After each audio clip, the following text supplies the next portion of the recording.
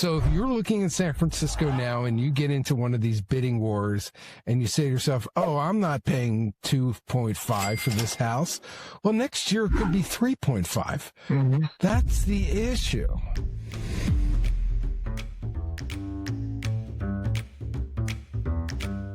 Just sitting here with Fred, about to ramp up We Fixed Real Estate. We were having an interesting talk about AI in 2026. And yeah, it's easier, but you know what? Now you're doing 10 times as much. So you're that much more fragmented. The favorite phrase for everybody will become, that's so yesterday, dude. Yeah, you pour everything into it, then 2 weeks later, it's obsolete. Right. And, great startup. Hey, we raised $100 million based on a $1 billion valuation. And 2 weeks later, they're using the money to pay the bankruptcy attorney. So it's insanity out there, kids. It's like, how do you focus on these ideas? Because you keep, especially if you got the kind of brain that just keeps coming up with ideas, which is my biggest problem. Mm-hmm. And then you get on to one of the AIs, you type it up and you're all excited and it gives you answers and you do it again and again and again, you reprompt it and blah, blah, blah. And then, oh, wait, I got to go to this meeting. And then you never come back to it. And then like 6 weeks later, you're on a flight and you just start looking down your old things. It's like, what the hell was this? You look at it and says, oh, that's pretty cool. And then you got to redo it because, there's a whole new protocol for doing it. Yeah. So it makes it a lot of fun, I guess. Like in Anthropic, it's like you did it in Sonnet 4.6 and now Opus 4.8's out. And you're like, well, I got to start over again on this one. Yeah. It's absolutely cuckoo for Cocoa Puffs. And that's what brings us to the topic of today's podcast. I just read the other day. Sure does. Anthropic is filed for their IPO. I think the valuation's like $960 billion right now. Oh, come on, make it $1 trillion. Make it interesting. It hasn't started they make that number up anyway. So I think, Elon thinks he's worth 82 trillion or something. I mean, it's just silly numbers at this point. It's crazy. Mm-hmm. But yeah. So here's the thing. I'm sitting back thinking, okay, you got Anthropic, you got ChatGPT, you got SpaceX, just for starters, plus. So what's going to happen is the IPOs are going to happen. Don't ask me for stock advice. Who knows what's going to happen with that? It either could skyrocket to the moon or jump and come down and go all over the place. But 6 months after the IPOs is basically when the people who worked there, who were given stock and have the stock, and now it's in the stratosphere, are able to sell. Mm-hmm. This has happened previously on all the big IPOs. So here's what happens. They sell enough just so they could buy a house finally. And guess where those houses are going to be bought? San Francisco, for starters. Mm-hmm. That is the main concern. And yeah, it's going to go all the way down the peninsula, but San Francisco's the hot spot. It's been 18 months-ish that these prices have just gone up and there's bidding wars. And I'm talking about the single family houses in the nice neighborhoods. You can still, even the condos in the Embarcadero have gone up, not dramatically, but gone up enough. So the problem is going to be still, people don't want to move. It's getting better to live in San Francisco. The values obviously are still going up. Mm-hmm. There's not going to be that much inventory, but you're now bringing on lots more buyers. And guess what happens? The prices go up. Mm-hmm. So if you're looking in San Francisco now and you get into one of these bidding wars and you say to yourself, oh, I'm not paying 2.5 for this house. Well, next year it could be 3.5. Mm-hmm. That's the issue. So unfortunately, if you're looking in San Francisco, you're going to have to overpay a little bit now, but you would have to pay a lot in a year or so from now, year to 18 months. So this is just hey, here's what's coming. Buy. If you're going to do it now. Yeah, the rates aren't that great. Take a 5 or 7 year arm. Mhm. The banks, Wells, B of A, City, they all have good arms because it's their own money. So it, and they can get it done fast and all that good stuff. You just kind of have to jump in and close your eyes, Mhm. because if you're going to be there long term, yeah, I mean, it matters what you pay, but if you're going to be there 20 years, it kind of doesn't matter. It's Mhm. 20-year money from now is, you know, adding another zero on. Who knows where inflation is going to take us, and the value of the dollar. But that's what's going on. And the affordability in San Francisco is just, ugh. Um, you know, Berkeley, another crazy place that everybody overbids on now. That's going to go super even crazier nuts with the Mhm. great school districts. It's it's just going to get harder to own And in the Bay Area. that's what the thesis that all these IPOs are gonna come out, they're gonna be successful, and that the economy's not gonna be adversely affected by this. No, no, there's plenty of money to spend. There's plenty of people with money. I'm Mhm. on this secret email chain thing with real estate agents who have they put in there, hey, we have this coming soon or this Mhm. off market, but they also have buyers that they have that are looking for things. And let me just hang on for fun, kids.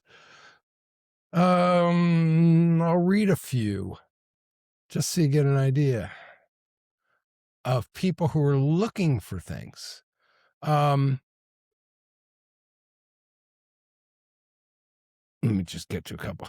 Here, Pasadena, buyer in the 3 to 4 million, single family 4 bedroom. Ventura, Sherman Oaks, 2 to 3. People looking in Pacific Palisades for 6 million to 10. In other words, there's plenty of people with plenty of money. Yeah, so as you can see, generically, I mean, there's people that ask for property $20 million in Hollywood Hills, and there's plenty of money out there. There's Mhm. plenty of people in California with money, and that's what keeps California, California. Mhm. So, The moral of the story is if you're gonna buy now. yeah, especially in the Bay. Um, It's gonna so, trickle down because there's AI facilities everywhere, that are gonna reap the benefits of this. oh yeah, I'm sure there's remote workers all over the place, Mhm. but these AI companies, the headquarters are San Francisco. Mhm. That was a beautiful thing for San Francisco that everybody came there Mhm. and revitalized it. And the mayor's doing great stuff. I mean, it's not perfect, but you can never get anything perfect. Mhm. And everybody will point out the flaws and whatever. We move on. That's good. Yeah. Well, now that everybody's made all this money, and you was talking about California, you've got an upcoming blog post that you're gonna give us a little tidbit on Yeah. about why it might make sense for if you live in California to relocate to Washington. Yeah. I think they said about 140 people a day that move from California to Washington. Now, they're not all home buyers and all that, but the idea is the taxes, you know, they can hurt. Zero income tax on wages. There's no income tax on wages up there. And by the way, if you do move to the southern part of Washington, like in Camas, the Mhm. interesting thing is you obviously have no income tax. But then you drive over to Portland, which is right across the river, you buy everything that has no sales tax. Mhm. Add the two together, you're rocking and rolling, saving tax wise. Anyway, so the idea is we're just trying to show if you got to work remote and you just want to beat the taxes, you can deal with the weather. Now it doesn't rain as much as you think it does, but it's kind of gloomy. Mhm. That's what you got to deal with. So if you live at the beach in California, you're going to get May, June gloom and all that stuff. And Mhm. early mornings, you get the layer, Mhm. the weather layer. So you might be used to it anyway, and it's a little cooler. So there's a million different reasons to move or not move, but take a look at it. There's a tiny bit of a hair of a slowdown up there real estate wise because Hmm. Amazon and Microsoft announced some layoffs a few months ago. So that's kind of trickling in a little bit. But, Boeing's not going to stop making airplanes. That's for sure. Amazon's not Mhm. going to stop doing whatever Amazon does. And who knows who knows what Microsoft is actually doing. Mhm. Um, but you can get more real estate for the money. Mhm. There's no doubt about that. Um, Bellevue is the Palo Alto of Washington State, but it's not the Palo Alto prices. Mm. Great schools, the driving there. If you live in LA and hate the driving, it's you got the same ugly driving up there because they only have like a couple bridges and for commuting wise. But if you have to live in your house, big deal. A lot of Mhm. great bike paths, a lot of great places to go hiking. It's really nice, and obviously, if you like salmon, it's a good place. So, oh yeah, And well, also, it's not really Western Washington, but if you're in Eastern Washington, it's also a desert, so you do have many, many sunny days.